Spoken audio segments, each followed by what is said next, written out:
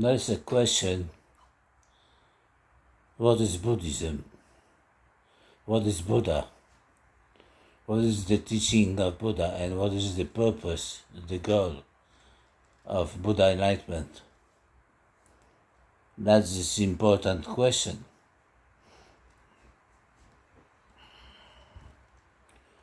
Because Buddha is not Buddhism and enlightenment is not practice. Buddha is Buddha. Buddha is mind, awakened mind, awakened awareness. And Buddhism is everyday life. Enlightenment is everyday life. How to live everyday life in harmony with our beings, with our life. And just how to live correct life without hindrances, without clashes, like that, happy life, not suffering life, not life which is dark and gloomy, but happy, smiling, more smiling life than crying life, like that. And the world is suffering like Jesus on the cross. The world is on the cross. And what to do with this suffering, with the sorrow suffering of the world? And there is a remedy, medication for that suffering, because suffering comes from our negative actions of body, speech and mind. And release from suffering coming from enlightenment.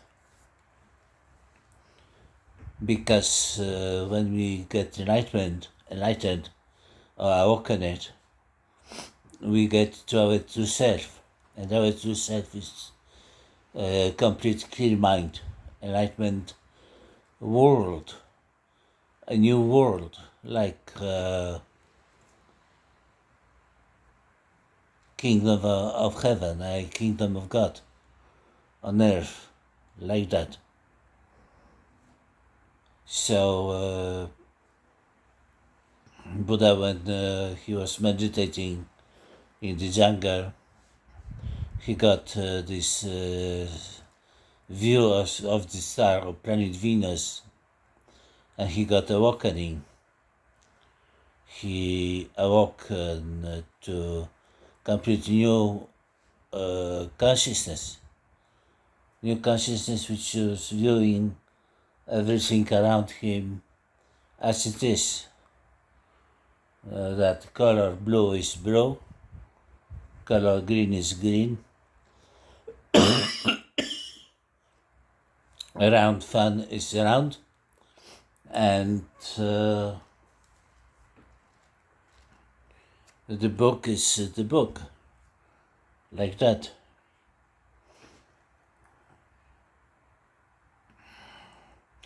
So there were followers of Buddha after his death, and using meditation and practices of liturgy, and establish some relationship between guru and disciples. It was innovation of later days, but originally Buddha was just teaching about reality, everyday reality, everyday mind, reality. Not about religion, not about liturgy or practices of something. He just practiced meditation, that's it. And when you practice meditation, it's enough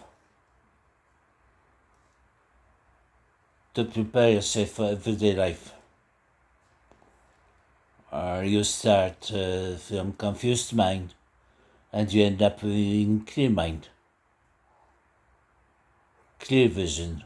From dirty vision, dirty view, you end up in a pure view, pure vision of the world, of the same world. Before you was confused by your thinking, now this thinking is taken away and you see what is in front of you, like that. And you use things as they are around you, and you use them according to the function, correct function. For example, correct function of fun. Correct function of fun is to cool the air. You press the button and fan is on. When you go out of the room, you press the button and fan is off. Like that. There is no other mystery greater than this. Lamp.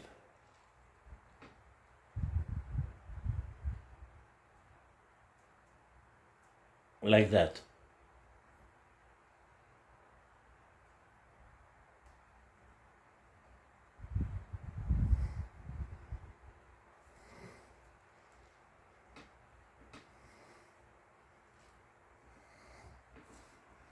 And you switch on and lamp is on. This is Buddhism. This is enlightenment of Buddha. And this is what is the purpose of practice. This is of purpose of practice of meditation, Buddhist meditation, Zen meditation, or Chan meditation, to return to primary point. Primary point is what is around you, and become one with this. You're already one with primary point, with the world. Like that.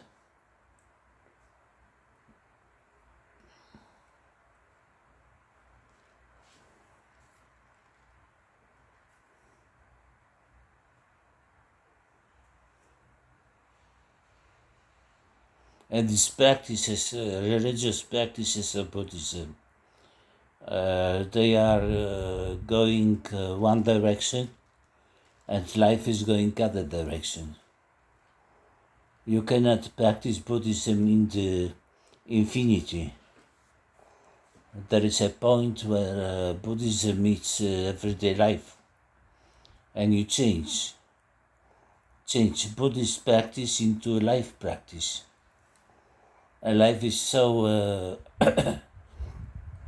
so rich, and so many subjects, so many topics, subjects are in life: art, literature, film, movie, theater, sports, some sciences, many sciences, astronomy, mathematics, physics, chemistry, like that, everything, medicine, and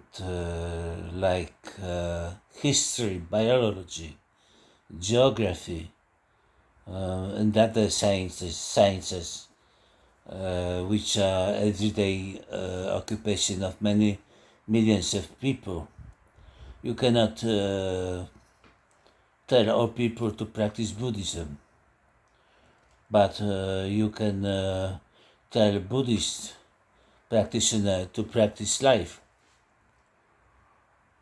And practicing life is practicing everyday life, with everyday subjects of life, like watching television, reading books, browsing through magazines, like painting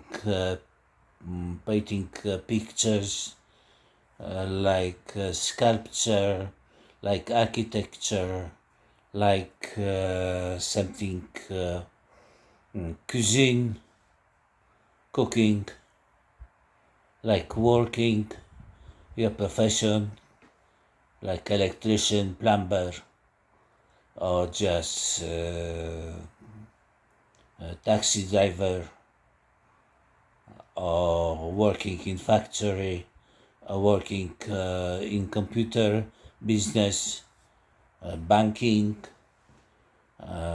medicine, everything. All scope of life is Buddha enlightenment for you.